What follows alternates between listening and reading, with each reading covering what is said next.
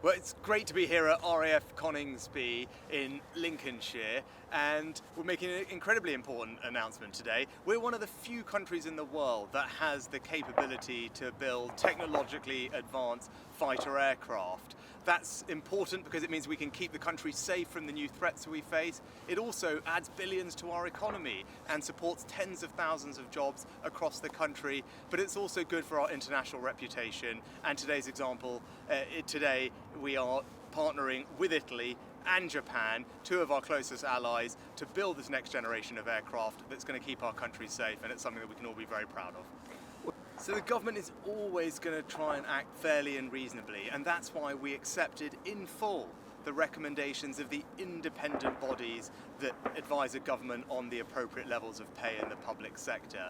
But what I'm not going to do is ask ordinary families up and down the country to pay an extra £1,000 a year to meet the pay demands of the union bosses. That wouldn't be right and it wouldn't be fair. But what I am going to do is ensure that I minimise the disruption to people's lives and make sure that we protect lives.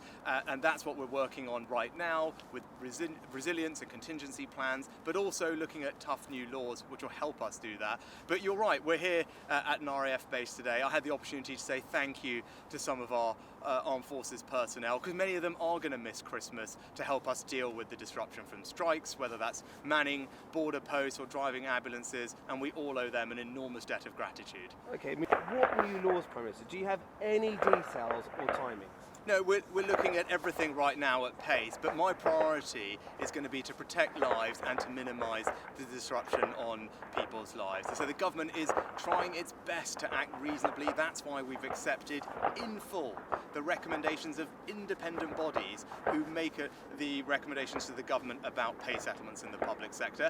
And often those pay settlements have been higher than what many people in the private sector are receiving, but the government accepted them in full to be reasonable, to be fair. But it's right now that we also look to minimise the disruption on people's lives, and that's why we're looking at tough new laws. Okay, you said you're looking at everything there. Well, what are we talking about?